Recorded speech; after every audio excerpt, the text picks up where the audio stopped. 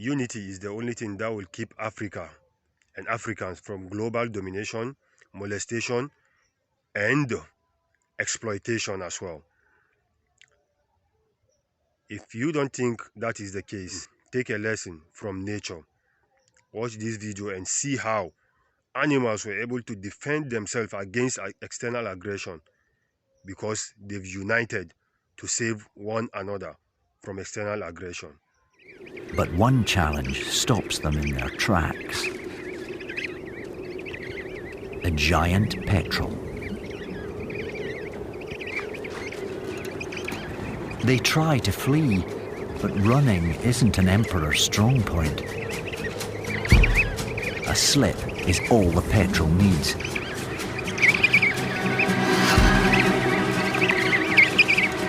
The chick is grabbed by his neck feathers, but the down just falls away. They form a defensive circle and prepare to stand their ground. Despite their chick-like appearance, they are close to 1 metre tall. Quite a size, even for a giant petrel. The chick towers to full height, protecting those behind.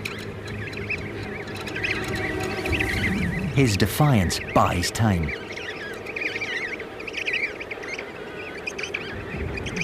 It's a standoff.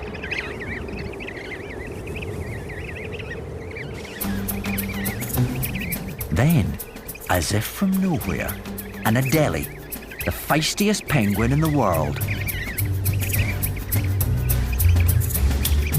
He fearlessly puts himself between the chicks and the petrel.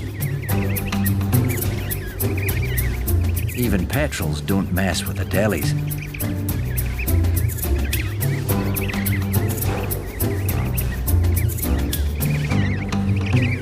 Their plucky rescuer accompanies the chicks to the sea.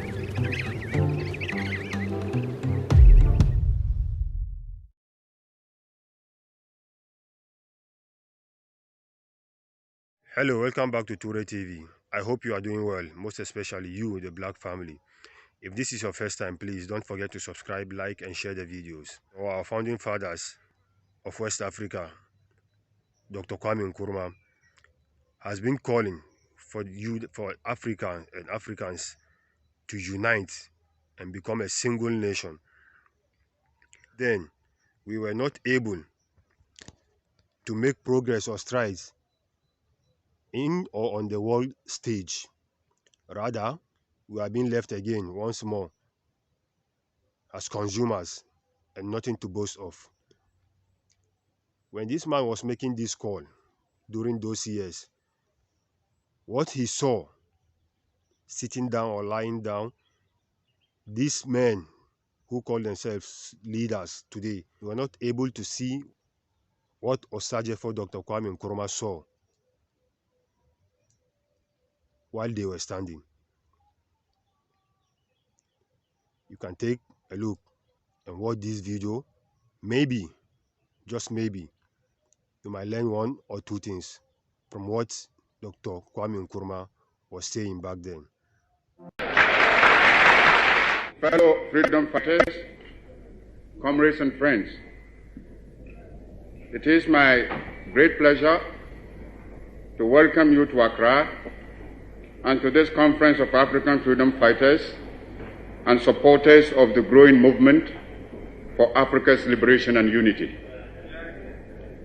It is good for our cause to have a periodic meeting of this kind to examine our position in the great struggle to rid Africa completely and forever of imperialism and its handmaidens, colonialism and neocolonialism.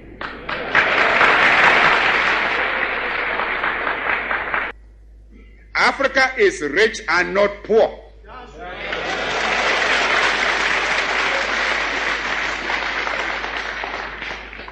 As the great wealth that has been taken out of our continent over 5 centuries of spoliation and extortion very well proves. Africa has immense actual and potential wealth: gold, diamond, copper, manganese, bauxite, iron ore, uranium, asbestos, chrome, cobalt, a host of other minerals.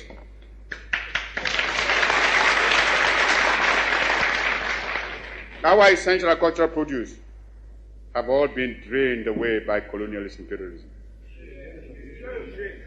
Africa is far from being poor. It is Africans who are poor, not Africa.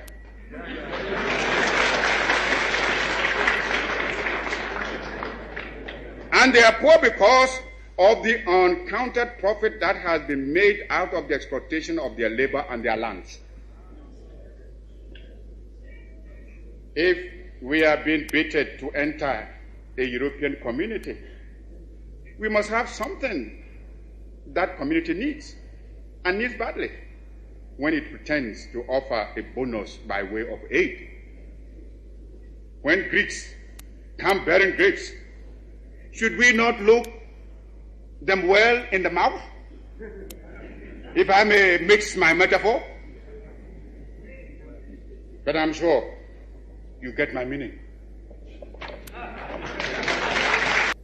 I raise this point so that it will stay in your minds when you may be tempted by the seductive promises of new colonialism to forget the real character of colonialist imperialism and be persuaded away from your own true interests and those of Africa. For today, we must each see ourselves as part of Africa in order that we may face colonialist imperialism and its new form, neocolonialism, on a continent-wide front. For unity must be the keynote of our actions. Our enemies are many, and they stand ready to pounce upon and exploit our very weakness. They tell us that this particular person or that particular country has greater or more favorable potentialities than the other. They do not tell us that we should unite, that we are all as good as we are able to make ourselves once we are free. Remember, always, that you have 4 stages to make.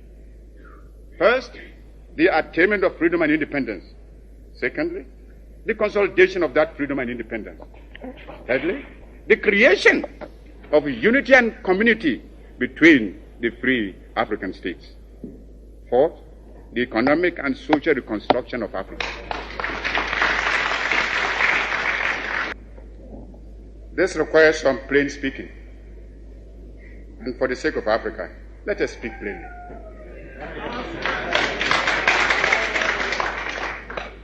As I see it, our greatest danger stems from disunity and the inability to see that the realization of our hopes and aspirations, the realization of our objective of total African independence, and of our future progress and prosperity is inextricably bound up with the necessity to unify our policy and actions in connection with the continued struggle for independence and the greater task of economic and social reconstruction beyond it.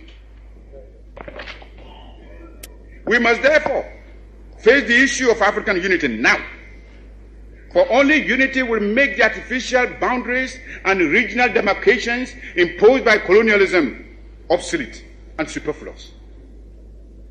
African unity will thus provide an effective remedy for border disputes and internecine troubles.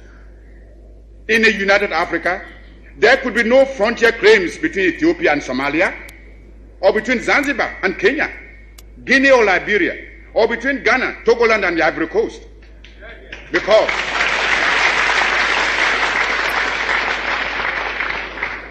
Because we would regard ourselves as one great continental family of nations.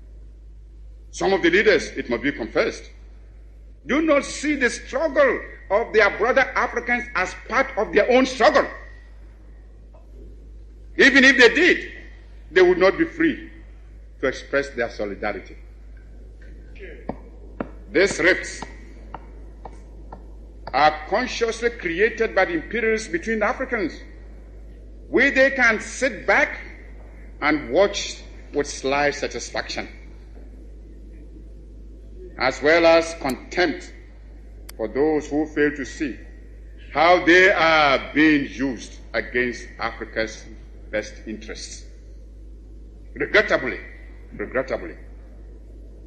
those states include some who were among the freedom fighters of yesterday and who haven't won their independence, are willing to drop it for some token aid, and thereby deny to those still struggling for freedom even their moral support. Here is a phenomenon against which all African freedom fighters must be on their guard and resist to the utmost. Even though I appreciate the difficulties facing us, I must admit I find it strange to watch some of us returning willingly to the colonialist fold. This time, they don't even have the excuse of being forced to subject themselves to foreign domination.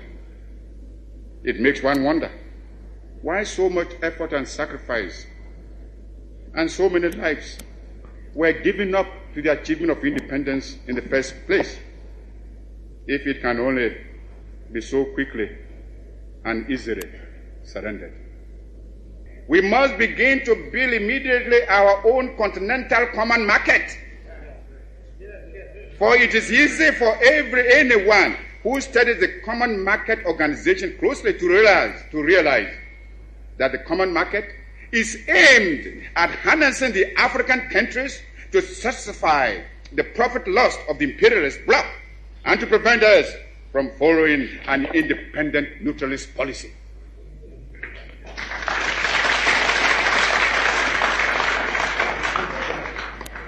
It is easy to see that the imperialists and the colonialists are determined to retain the African countries in the position of suppliers of cheap raw materials.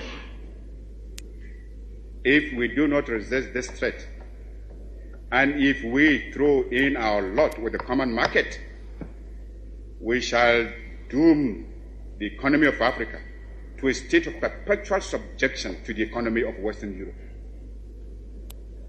This will, of course, hinder the industrialization of our young African states. It is impossible to think of economic development and national independence without possessing an unfettered capacity for maintaining a strong industrial power. The activities of the common market are therefore fraught with dangerous political and economic consequences for the independent African states. The organization constitutes an attempt to replace the old system of colonial exploitation by a new system of collective colonialism, which will be stronger and more dangerous than the old evils we are striving to liquidate from our continent. This is another reason why we should come together in a unified African economic plan, which, operating on a continental scale, can make a solid attack on the imperialist domination in Africa. We should, without delay, aim at the creation of a joint African military command. There is little wisdom in our present separate effort to build up and maintain defense forces, which, in any case, would be ineffective in a major world conflict. If we examine this problem realistically, we would ask, which single African state could protect itself against an imperialist aggressor? And how much more difficult this would be when some states are allowing the imperialists to maintain bases on their territories. I have already referred to the military forces which South Africa is raising and the danger it poses for the new African states and the struggle of those still in chains. Only our unity can provide us with anything like adequate protection. Those problems can best be met within a unified Africa. And it should be possible in the higher reaches of our endeavor to devise a constitutional structure which will secure the objectives I have outlined, and yet preserve the sovereignty of each of the countries joining the Union. Countries within the Union will naturally maintain their own constitutions, continue to use their own national emblems and national anthems and other symbols and paraphernalia of sovereignty. Regional associations and territorial groupings can only be other forms of balkanization unless they are conceived within the framework of a continental union. There are existing models which we can modify or adapt to our pattern. The United States of America, the Soviet Union, India and China have proved the efficacy of unions embracing large stretches of land and population.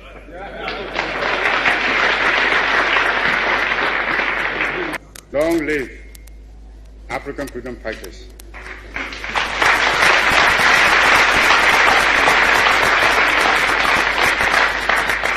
Long live African independence.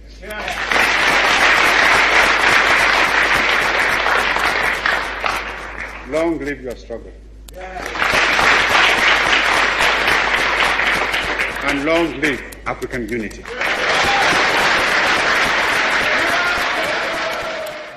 And share this video with friends and family to support the channel.